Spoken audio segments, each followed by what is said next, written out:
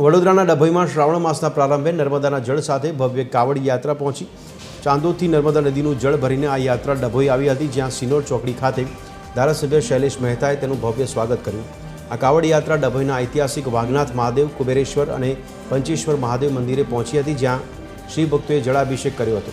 આ ધાર્મિક યાત્રામાં મોટી સંખ્યામાં શિવભક્તો અને અગ્રણીઓ ઉત્સાહભેર જોડાયા હતા।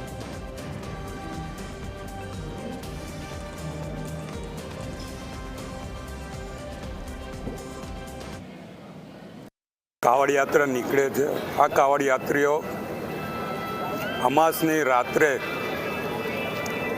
ચાંદોદ ખાતે મલ્હારગઢથી નર્મદાના નીર લઈને ચાલતા જાય છે ને ચાલતા ત્યાંથી ડભોઈ આવીને દર્ભાવતી ખાતે આવેલા વાઘેશ્વર વાઘનાથ મહાદેવ ખાતે એનો અભિષેક કરવામાં આવે છે।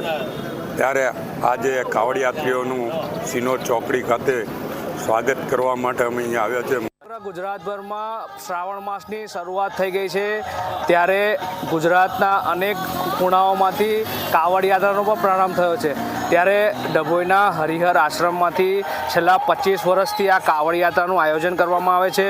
ત્યારે સીધા દ્રશ્યો જોશો કે વહેલી સવારે ચાણોદ પહોંચી નર્મદા જળ ભરી ડભોઈ પહોંચવાના છે। ત્યારે હાલ સીધા દ્રશ્યો જોશો કે કાવડ યાત્રા મોટી સંખ્યામાં દેખાઈ રહ્યા છે।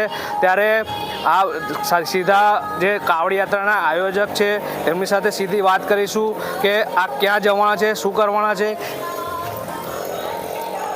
ये डभोई हरिहर आश्रम से ये 27 वर्ष से कावड़ निकलता है और हम एक दिवस पहले जाते हैं चाणोद, वहाँ जाकर के मुकाम डालते हैं और भोर पहले सवारे हम कावड़ नर्मदा नील लेकर के निकलते हैं। गांव-गांव में भी जलाभिषेक करते हुए हम पहुँचते हैं सिनोर चौकड़ी। वहाँ आगेवान भी रहते, नेता आगेवान, जिला प्रमुख, धारा सब वगैरह नगर पालिका सब लोग वहाँ रहते हैं। ये कांवर की स्वागत करते हैं। हम बागनाथ मंदिर और पंचेश्वर मंदिर जलाभिषेक करके पूर्णाहुति करते हैं। सावन के हर अमावस को जाते हैं, एकम को हम जलाभिषेक करते हैं दर वर्ष। આ હતા હરિહર આશ્રમના મહંત, જેઓ દર વર્ષે કાવડ યાત્રાની શુભારંભ કરાવે છે।